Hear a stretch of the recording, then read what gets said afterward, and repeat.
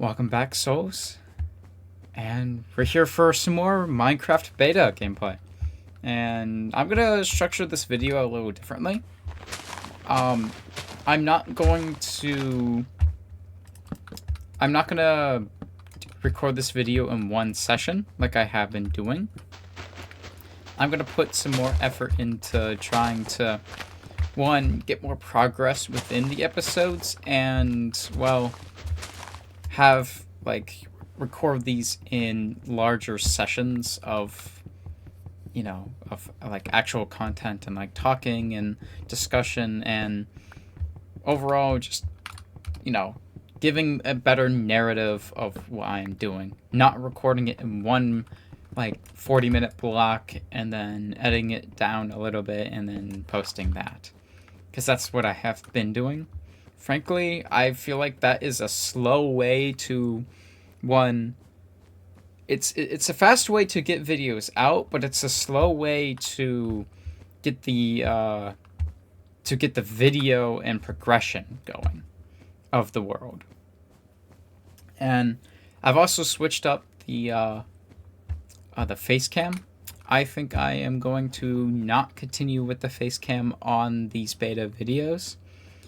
For the sole purpose of, I want to try to keep this as to try to keep the vibe and the aesthetic of the game itself, and I feel like the face cam clouds that a little bit, and it's just something I don't want to do.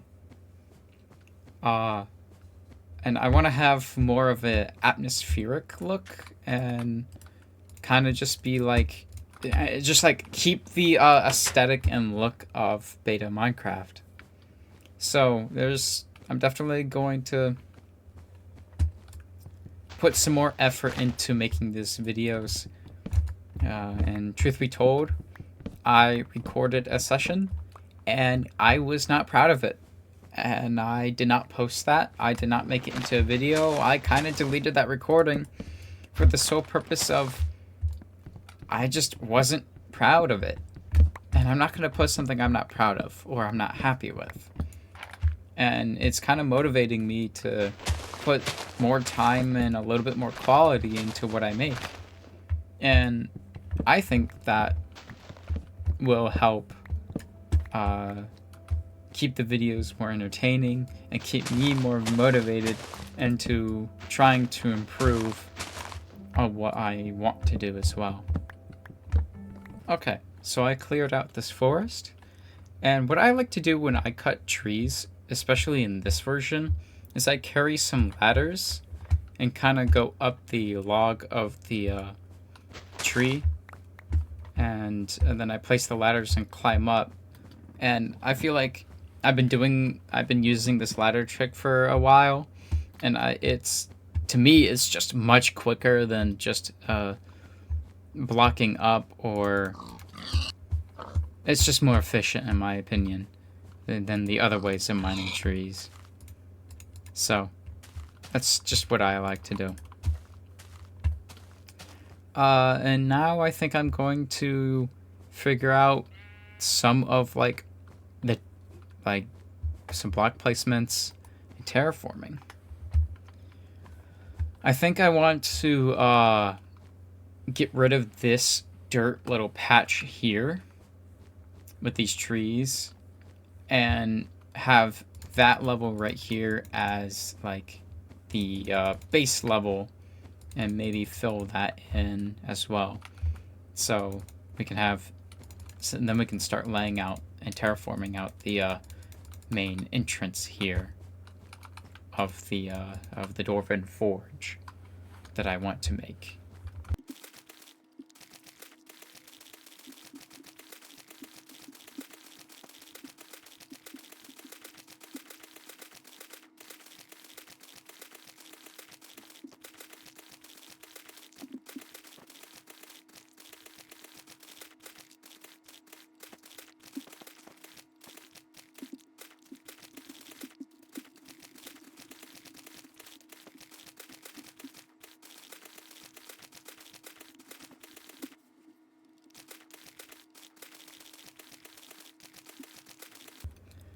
So I've cleared out this land to have a very nice, even, flat ground in front of this base, and honestly, I think it looks great. This allows us to, like, build out here as well, and to have, like, a nice area to build some buildings in front of the front gate. And right now, I think I'm going to work on the scaffolding and, like, the landscaping of this front gate. So what I'm planning is to, like, incorporate the land itself as long with man-made construction materials with wood and cobblestone. So my vision for this front gate is for it to be mostly out of wood, like palisade woods, like a palisade wall, and have like a gate here. Then the main entrance to the forge will be carved into the mountain, and then like walls and such. And so yeah, so I'm gonna extend out that little extension here, and then build one out too. And we're gonna have like a tower and a tower here, then have like an arch, and have like a little bit of like a courtyard in this small little area, and it'll be like a double entrance into the actual Dwarven forge, or the Dwarven fortress, or this, or just having an entrance to the build. So let me grab some extra dirt, so I might need it. And we're also going to complete some of the extra landscaping as well.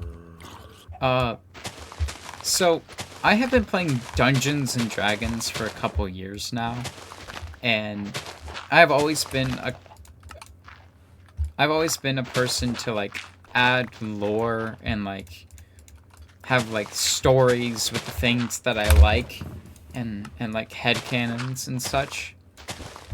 And D&D is just one of those things that really, really helps to have a creative outlet for characters and worlds and such. I also inspired to be a writer myself, so I've always liked writing. I've always liked the idea of creating my own worlds and stories. And when I first started out with D&D, I had 2 characters. My first character was my first ever D&D character, and my second one, the second character I want to talk about, was like my first serious character, because I like to believe that everyone's first D&D character is like, you're just getting the ropes of the game. So yeah, you might have a backstory or whatever, but mainly you're just focused on looking and sounding cool and just learning the ropes of the game. So the backstory and like origin isn't as relevant as it probably should have been, especially with how roleplay intensive D&D can be.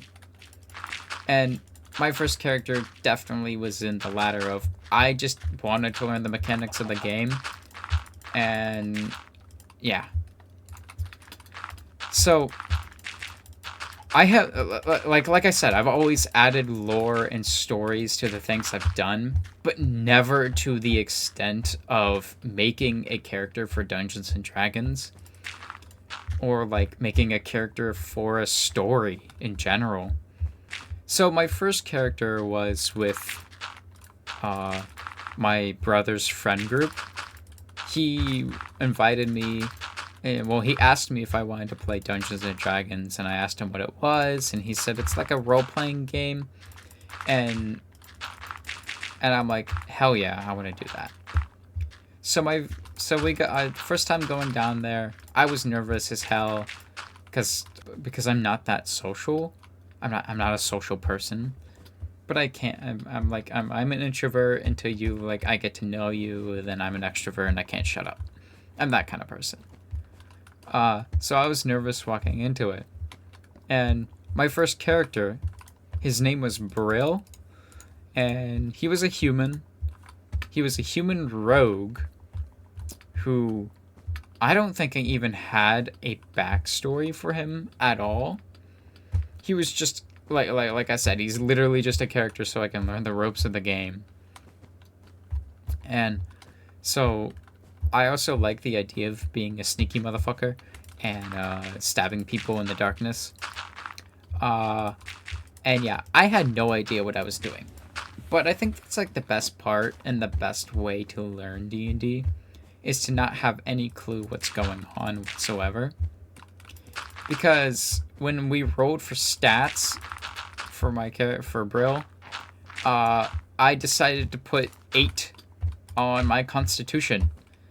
And if you have any knowledge of D&D, you probably cringed a little bit. Because even though Rogue isn't supposed to be a constitution character, you typically don't want to have a low constitution for any character you make. And yeah, that I didn't know that at the time, but it definitely bit me in the ass later, and I'm pretty sure my my dungeon master at the time showed a little mercy with a mercy kill. Spoiler alert, bro died. Bro died in a very tragic way. But yeah, so the way I played him, I didn't play it well. I didn't understand like how to get sneak attack each time. I loved sneak attack, and I loved actually using it and rolling dice. That's like my favorite thing about Dungeons and Dragons, being able to roll like 20 d6s because sneak attack is broken. And so how I would play him is he had a crossbow, and I would sit in the back, try to hide, and shoot my enemies from afar and get sneak attack that way. I didn't really give much consideration to his story, his motives, or anything like that. But for my second character, I didn't really give that much thought or motivations to Brill. I didn't give much of a story to him because he was just a character that I wanted to make to learn the game of D&D, and I didn't want to focus on 20 things all at once because that would have been overwhelming. And my dungeon master knew at level 8 or 6, I don't remember, it was a couple years ago, that I had the lowest HP of the party because I had a constitution of 8. And at level 6, I had a total of 36 HP. And yeah, that's not a lot. That is not a lot at all. Even for a rogue, that is terrible. And I'm not a master at D&D. Even now, I don't know what's good. I don't meta game. I don't try to find exploits and try to abuse the game mechanics, because honestly, I think that takes away from Dungeons and Dragons at its core. But the Bro's last encounter was with a hag and a crystal dragon, like a crystal wyvern or something. I don't know. And yeah, I got one shot. Bro died in a single instance of death and demise. And I had made made a second character for that campaign, but unfortunately, through circumstance, I couldn't play that character long because there was a bit of a falling out, and it was my brother's friends, so I couldn't really intrude. But about 6 to 4 months later, my brother was like, "Hey, you wanna play some D&D with my coworker and a friend from college?" And I was like, "Yeah, I wanna play some more D&D." And my second character, I actually put some thought into, because I actually like the idea of putting some thought into a character. And my second character, his name was Pallas, the Pally Paladin. Because I thought that was really funny. It is funny. And he was a paladin. And I actually took the time to develop characteristics, develop his like personality and his actual backstory. This guy had a backstory. And the way and mannerisms of how I described him, Pallas was a soldier from Corinth, which is a Greek colony, I believe. And the Corinth's major deity is Poseidon. And I like mythology, and I like and D&D and mythology, and especially like D&D and mythology going hand in hand. So the character was fitting. So Pallas's backstory was he was on the Argus, which was a mythical ship. I don't think the Argus was real, but that was the name that I gave it.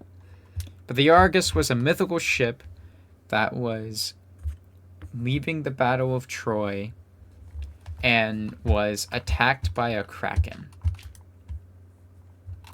And through that attack, Pallas was the low survivor and had spent was in the middle of the ocean and kind of just drifted in it for a while. And after a week or two in open water, barely conscious and alive, he saw a glint in the bottom of the ocean, like a golden light, like a golden spark, and he mustered as much strength as he had and swam down to it. And when he got to it, somehow he realized it was a trident. And as soon as his hand touched the trident and he picked it up, he blacked out and woke up on the shore of ᴠᴏʟᴜᴍᴇ, I believe, was where my brother's campaign took place. I think that was the name of the continent. And he still had the trident that he got from that. And the characteristics of him is his armor seemed to be encrusted with marine life, and it was dented and like it had a hole in it. But it seemed to give the same protection as a full breastplate. The trident was also like golden, but still like encrusted with marine life. And it was a gift from Poseidon, so he like kind of dedicated he kind of dedicated his life and took an oath to Poseidon. And I wanted to have this character to be like a little unhinged and a little like not right in the head. Not in the sense of, oh, he's an evil person who does terrible, terrible things, but not right in the head as there's like a few screws loose, like a little bit of mania. And I did that with some mannerisms. Like he would outburst in anger at some characters or things. And and he had this weird obsession with tables.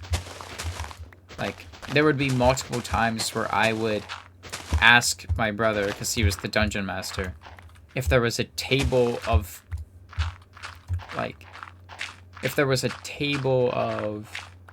value, or a table that looked to attract Pallas's eye, regardless of what was going on around him, he would get infatuated with a table. There was also a time where I successfully stole a table from a tavern, but it was too heavy to like carry. So I carried it as far as I could, and then I burnt and buried it in the woods while the party continued on without me.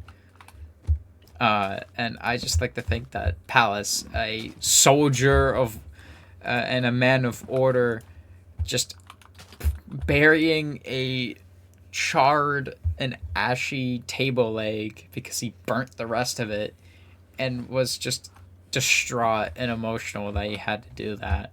I also had this running gag or running joke that since Pallas was from Corinth, he had a recipe for day-old room temperature milk, and he would offer that to people all the time as like just one of the things that he was just confused about. Like, he drank day-old room temperature milk often because that's what he thought he drank in Corinth, because he was just not all there. But there were serious moments. I didn't just make Palace to be a joke.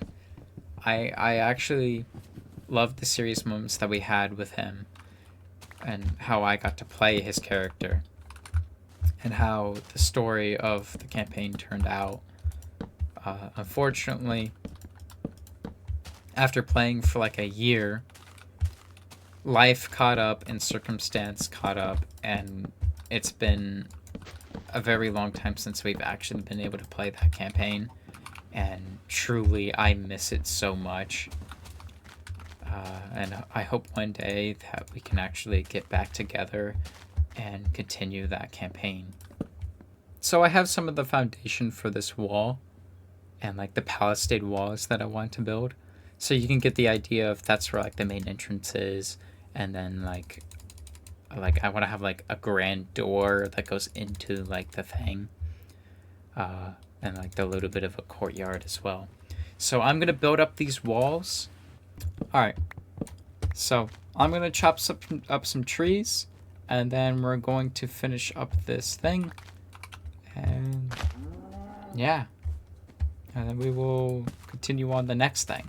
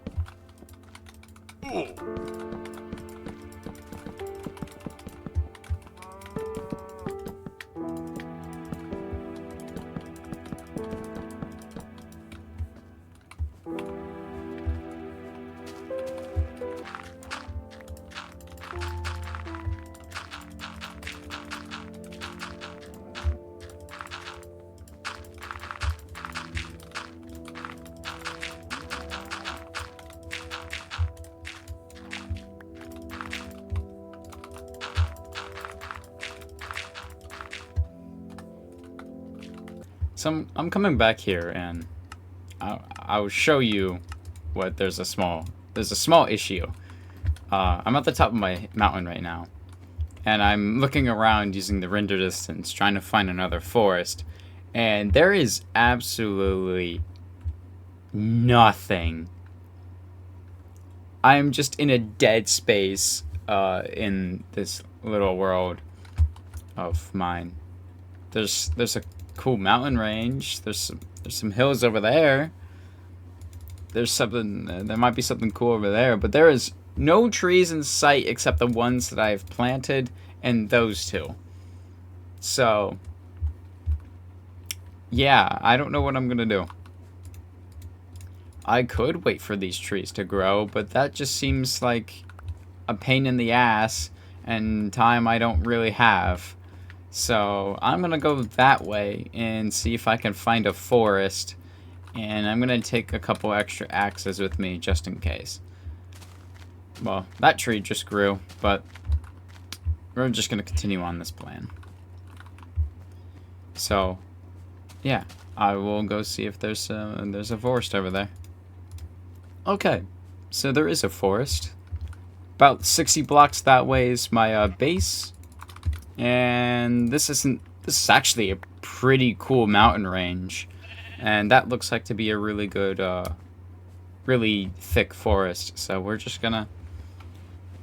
Honestly, this mountain looks pretty cool too. I might have to...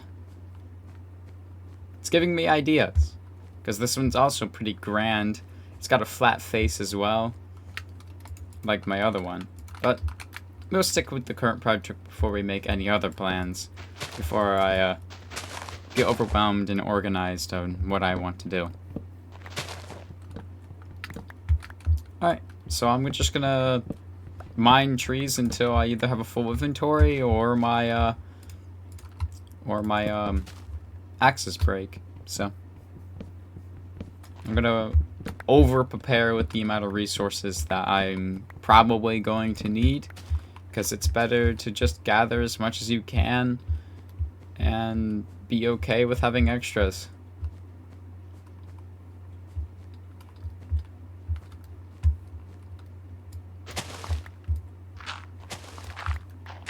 Okay, let's see if we can climb the face of this mountain. I could use the ladders, but I kind of like to use the ladders. Oh, okay, yeah. There's a small spruce. Even though there's no differences between the wood types other than the look, there's enough spruce here that I should be... Yeah, there's another patch over there. So, yeah, this is definitely going to be enough wood, at least for now. So, I guess we can talk... we can talk about other things. Alright. So I've been having this, like, kick for Minecraft lately. Obviously, since I'm playing it. But I've been playing on and off Minecraft since it came out on the 360. Like, every once in a while, I would get this kick and play, like, the 2-week Minecraft addiction is definitely something that I do. And it could just be related to how just my brain works. Because it's not just Minecraft that I do this with. It's literally everything that I do it with. The things that I'm interested in kind of change every week. What I'm fixated on kind of changes every so often. There's some things that stay the same, like my love and passion for drawing, and like the things that I do on a daily basis. But I gotta be careful because it's now nighttime and I don't want to die. But the reason why I think I play Minecraft for 2 weeks and then get burnt out and move on to something else is because I don't take my time with Minecraft. And what I mean by that is I get a cool idea. I get an idea for a build that I really want to do and really want to try. And then I try to like get it as perfect as I can of the picture of it in my head, and then I get burnt out. Then it just falls apart and I kind of avoid it, and I just never get it done due to circumstance, and it has to be this way, or why do it at all? And I say that's a very bad way to play Minecraft, or to really do anything in general. And perfectionism is, I think, the cause. I'm definitely a perfectionist at heart. I try and it's like the mindset of, if I try something, it has to go well and perfect the first time, or I never do it again, or never do it at all. And I feel like that has been something that truly has held me back.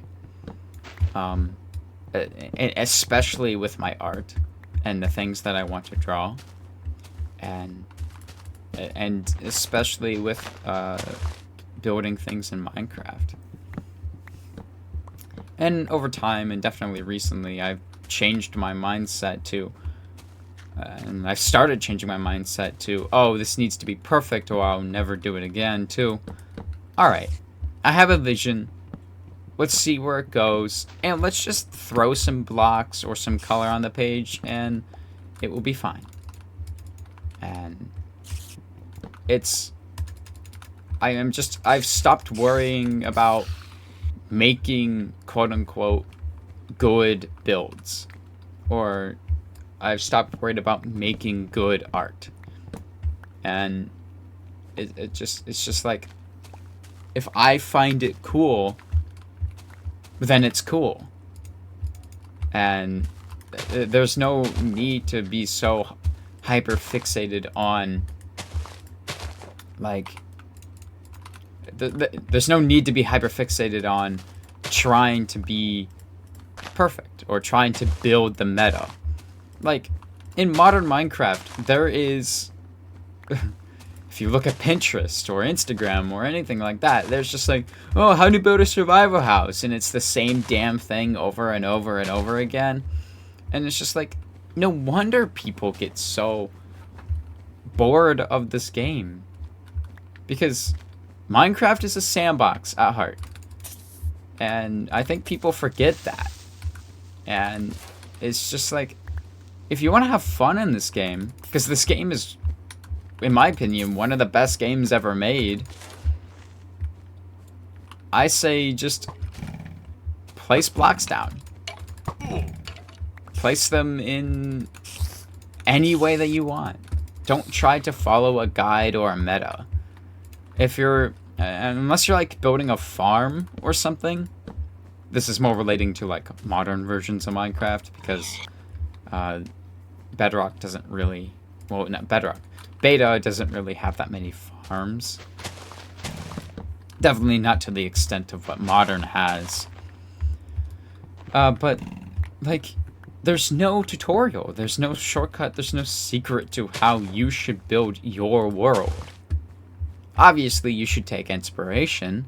Obviously, you should take, you should find different techniques, and if you want to further your skill in building, you should, yeah, you can look online. And you should always congratulate the amazing things people do build.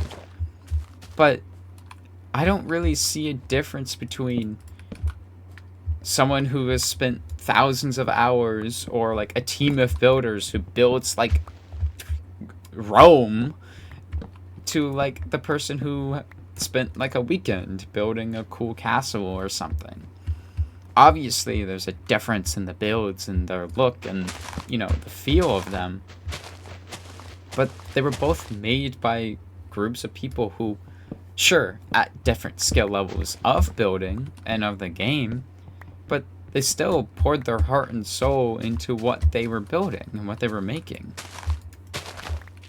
Like, I just don't get this oversaturated, over brain rot, overstimulated need to build the meta. Like, and I say that in quotes, and I say that with like, if that's what you like, go for it. I'm not stopping you, but I just kind of want to make you realize that you can build whatever you want, and you shouldn't be afraid of, oh, will it look bad? If you like the look, if you like building oak cubes with a few windows, and that's what you get satisfaction out of, there's nothing stopping you. And that zombie over there is fucking creepy as hell. Okay, now that zombie really is creepy as hell because he just disappeared to the Shadow Realm. But, like, Oh, okay. Hold on. I'm gonna stop talking because I need to focus. Yeah. Kill your buddy. Tree hugger.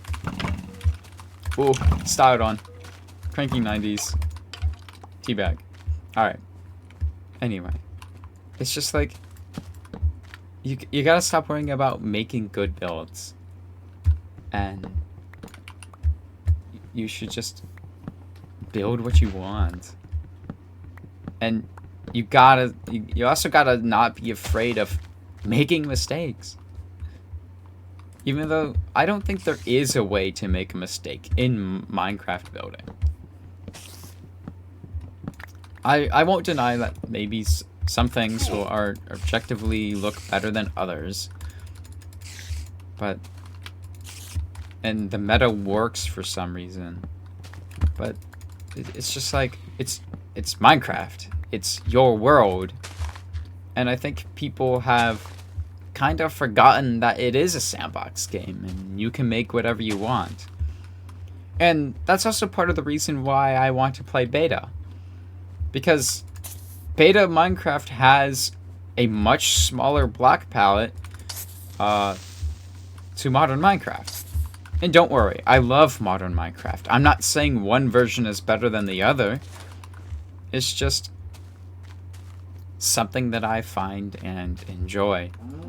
And with the smaller block palette that beta offers... Okay, I need to run. And with the smaller block palette than that beta offers, I have to get more creative.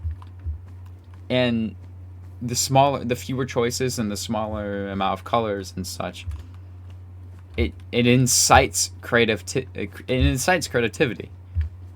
Like, to be challenged, you have to get creative. And there's nothing wrong with a larger block palette. There's nothing wrong with a fewer block palette. These versions of the game, I say, are two different games. With two different styles and distinct ways of doing things. Because of just how the games have changed over the years. And I'm avoiding that skeleton because I'm pretty low on HP. And there's no natural regeneration in this version. If I want to heal, I have to find a pig, and there is no pigs. And did that skeleton die? Alright, yeah, okay, he died. So I can come back over here and continue mining some trees. And so, yeah, those are some of my thoughts on why I am playing beta Minecraft. Not only is it because I didn't really give it a chance when it was a thing. And I didn't really play it at all when it was coming out. Because, well, I started on the 360. I didn't have a computer at the time. And I'm no way hating or hurting on the people who do build the meta. Or like the things. Or whatever like that. But the reason why you might get burnt out on Minecraft is, well, are you building the same thing over and over again? And I love modern Minecraft too. I have a modern version of... I have a modern world that I play on almost every day for a little bit. Probably should play it less, but you know, the ADHD is kicking in, and I want to fixate on Minecraft a little bit. And it's just like this game. It's so simple. You just move one block to a different place. That's all you're doing. And for some reason, the perfect combination of the sounds and the music and the feel of the game, everything that we like about it, it has still held me to this day. And I'm still playing it 15 years later. And I don't think I have ever been as engulfed with something than Minecraft. Like, my other special interest, like, video game that I have been playing for more than a decade is Realm of the Mad God. And if anyone knows who Realm of the Mad God is, I bless your soul, because that game has taken my soul. Maybe we'll have a conversation on Realm of the Mad God, but I don't want to really get into that. But I will say that even though I have played the game less and less over the years, there are still times where I get on and, you know, dust off the cobwebs.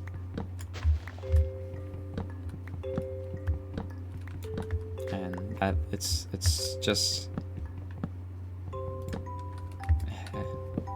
And another thing that I know is probably going to stay with me for many years to come is, well, my drawing and my creative pursuit in it.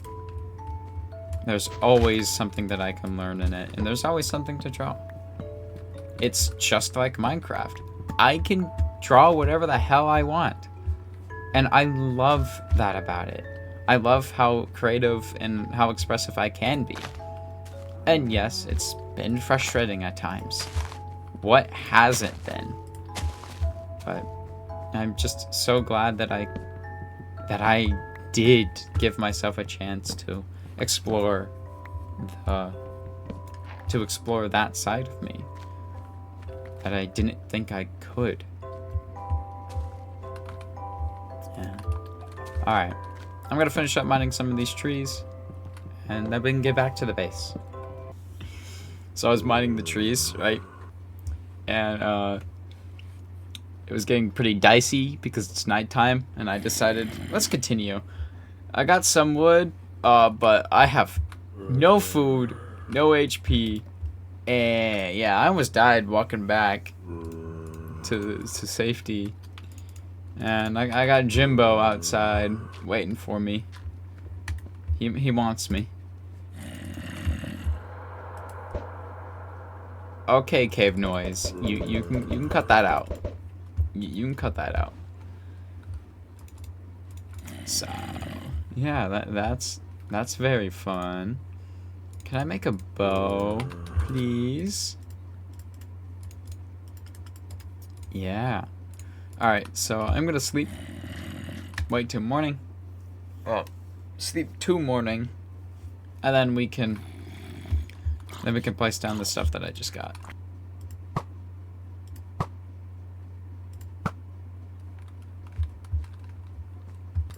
Alright, so we're going to use these 7 stacks of wood. Bring up the walls around here. Probably, I don't know what I'm going to do to, like, connect them to the face here. Maybe I'll bring up the dirt a little bit to, like, make it look like it's encaving the wall. But we're gonna bring up these the thicker parts of this to that level, and these taller ones might actually be a little taller since they're up higher. That would actually make more sense. So we're gonna bring these 3 up. Why 3? I don't care. Why 3? Just because I feel like 3 is a good number, and that's where we're gonna go with. I'm gonna turn up the music just a tiny bit too. And bows are a lifesaver. We're gonna make some more ladders as well so I can help with construction. I can't reach that one because game hates me. Can I reach it now? Yeah, alright. Let's make some more ladders so we can actually get up to these vantage points. I have the wood for that.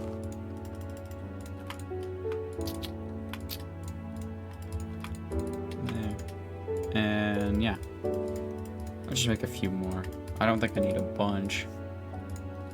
6 should be enough. I can make more if needed. But yeah. Okay. So this would also give some time for the trees around me to start growing. I should probably place more saplings as well, but all in due time. All in due time. And Yeah, so I'm gonna bring up the like land around like these areas to like fill it in and like make it look like the mountain is encasing, and it was like the palisade walls are like built into the mountain, not just around it, giving it like a sense of natural defense. And you know, I think that looks cool. I think that would be cool. It's something that the dwarfs would do. I mean, they build in mountains, so of course they would use the land as part of their structure. It just adds a little bit of like character and personality, even though if it's such a small detail anyway.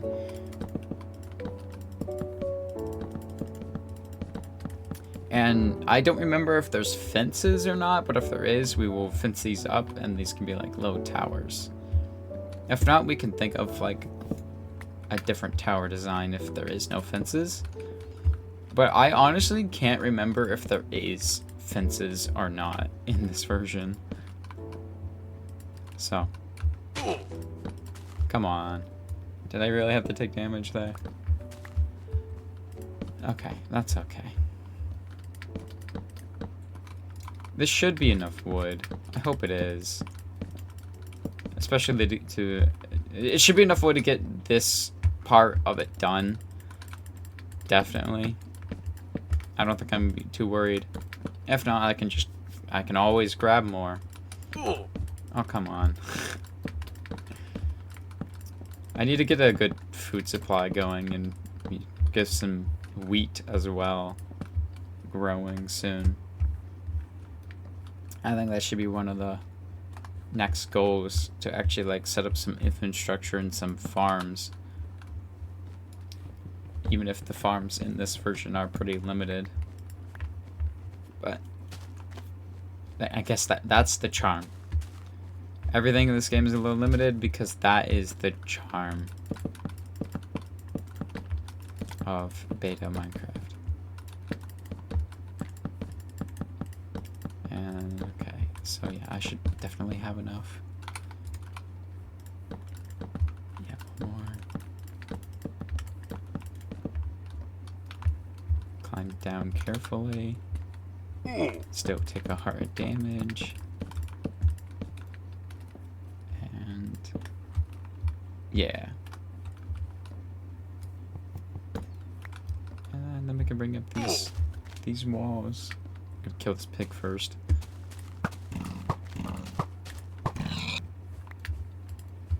Just to get a little bit of HP back. And okay. Just a little random variation in the logs. This side will be a little taller since it's up a little bit than the one down here, giving it some depth and variation. And yeah. I used to make these all the time. And that is looking wonderful. Of course, we can add some decoration, but yeah, this is cool. I like this. Alright, so we're gonna grab some, I would say we're gonna grab some dirt, but it appears that we don't really have any more. And then we're gonna bring up like the land on these little things as well. So let's go see if I have more dirt at home and the other chest. And we will incorporate that idea that I just had. Hey, what's up, cow? I heard you, cow. Okay. Might need more, but this will do. Hopefully. How do I not have more dirt? Oh yeah, it's because I filled in a section. And okay, yeah. It makes sense, I think. Because I did take out like a large chunk of land to flatten that out, and I don't have that much dirt remaining. That's just a little odd. But it's fine. I'm sure we will get more dirt eventually. This It's one of the more common resources.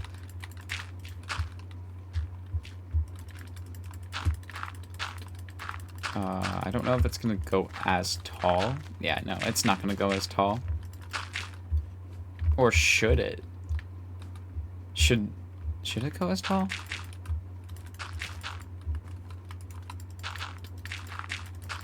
It shouldn't. No, this little mound should not be as tall as the parapet itself.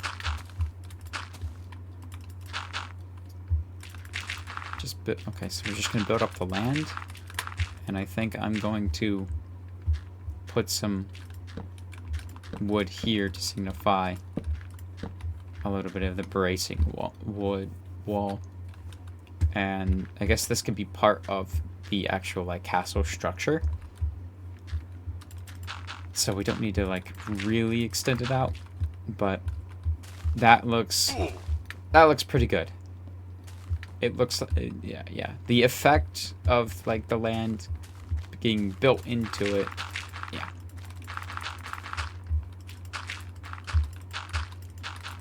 All right, now, okay, so we're gonna do it on the other side as well. And we're almost out of dirt, so we're not gonna be able to complete this section, but that's okay. We can always get more dirt, and that's always fine.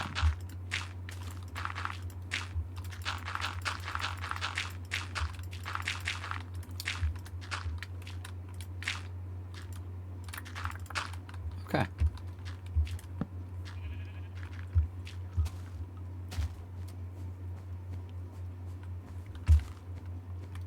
Yeah. I like that. I think that was a good idea. Let's check on the other side to see how it looks. It's not done, of course. But yeah, it looks like the mountain is extending out from the wooden posts. I like that. This is already coming together very nicely. And yeah. Okay, putting on some torches just to light up this area. I should also place more torches out there to reduce mob spawns, which I'm gonna do right now.